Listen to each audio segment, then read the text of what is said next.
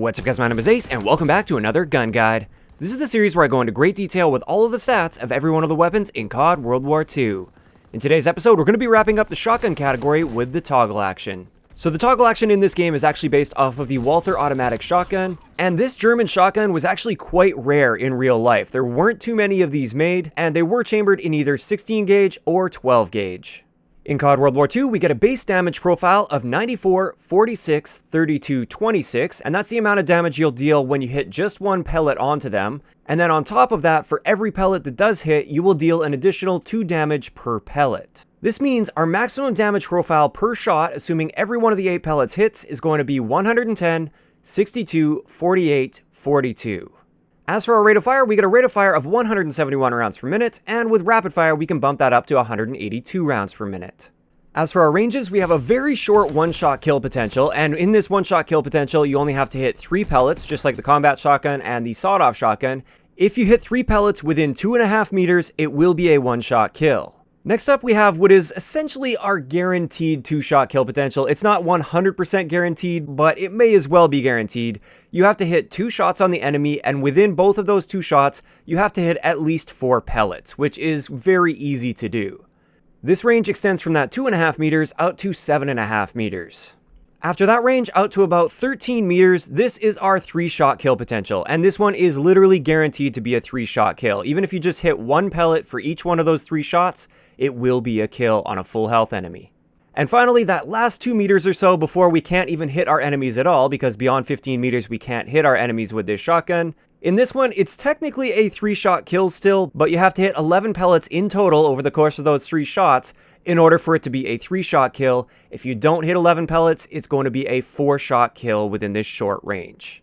As for advanced rifling, as you can see here, most of our range values are completely untouched. The only range value that's changed is our final range value, the one right at the end. That one is increased by 13%, but at the same time, this comes at the cost of a reduced base damage within that particular range, and it turns that range into a 4 to 5 shot kill. It will never be a 3-shot kill within that range, and it could be up to a 5-shot kill if you're not hitting very many pellets, and therefore advanced rifling is just never a good choice on this shotgun.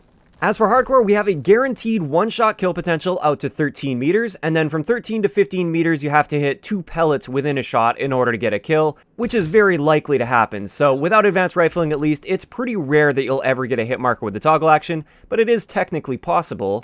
When you pop advanced rifling on though, our guaranteed 1-shot kill potential remains exactly the same. That's like our 1 pellet kill potential, and our total range is increased by 13%. But again, our base damage is reduced within this range, and now instead of just having to hit 2 pellets in order to get a 1-shot kill, we have to hit 5 out of our 8 pellets to get the 1-shot kill. So you may have noticed in hardcore modes, if you pop advanced rifling on this, you'll actually end up getting more hit markers than you normally would if you weren't running advanced rifling. As for hipfire, as you can see here, we have the tightest hipfire spread in the shotgun category, and it's tied with the M30 Luftwaffe drilling. And when we aim down sight, we tighten up our spread pretty significantly with the toggle action, although it's nowhere even close to the M30. Getting into our magazine capacity, our standard magazine is going to hold 8 shells with 24 in reserve, and with extended mags we bump this up to 12 shells with 36 in reserve. As for our reload add time, it's quite fast at just 1.59 seconds.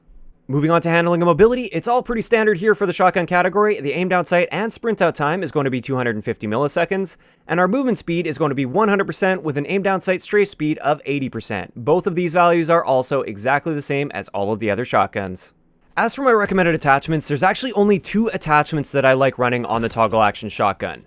This is going to be rapid fire as well as extended mag. And let me just explain a little bit here. First off, I think I kind of already proved that advanced rifling is generally not really worth it on this shotgun because of that reduction to your base damage. Second, steady aim is one that is often used on shotguns, but I don't really like it with the toggle action. And the reason for this is I like keeping my gunfights with this shotgun generally within that guaranteed 3-shot kill potential. So no matter what, it's going to be a 3-shot kill. And therefore, I don't really need to tighten up my hip spread to try and hit as many pellets as possible. It's more so I just want to get as many hits as possible, as fast as possible. With steady aim, I have to be a little bit more accurate in order to get a hit in the first place, and if I miss one of those shots, it's putting me way behind when it comes to time to kill. The only other attachments I haven't mentioned yet are going to be quick draw and reflex sight, and generally those are pretty much just useless on this shotgun. So this is why I only ever run rapid fire and extended mags on the toggle action.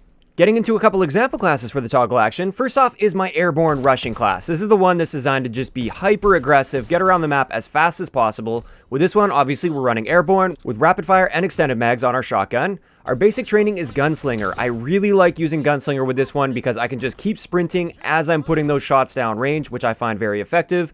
Our secondary is a 9mm SAP with extended mags, and with this one we're using a stun grenade, which I find is really effective for either closing the distance if an enemy is a little bit far from you, at least for shotgun ranges, and you want to close that distance a bit more effectively, or if you have somebody that's locking down a certain area, you can hit them with a stun first, and then you can move a lot more safely. Next up is a slight variation of that last class. This one's designed to be a bit more objective oriented, and really all I did is I swapped out airborne for armored. So now I can be on that B flag and just soaking up all the nade damage and everything like that. We've got exactly the same attachments and we have the same basic training skill. There's something about gunslinger that I just love when I'm using this toggle action shotgun, even more so than the other shotguns in the game I've found. And the only other adjustment I made to this is I swapped out that stun grenade for a sticky grenade, which allows me to be just a bit more aggressive towards the objectives and maybe clear that objective out before I get there with my shotgun. And with that, we're going to wrap up today's gun guide. I'd love to know in the comment section below, what do you guys think of the toggle action? Personally, I do feel it's a bit on the weak side, although I am also thankful for the fact that it's not quite like the Brecci was in Black Ops 3. I definitely wouldn't be opposed to a very slight increase to its base rate of fire, but at the end of the day, it's still a very usable shotgun. If you guys have missed any of the previous episodes of Gun Guides, we've now covered all of the guns except for the sniper rifles. I will leave a link to the playlist down below. If you enjoyed the video, a like rating is always appreciated, and don't forget to subscribe for more if you haven't already. I'll talk to you guys next time.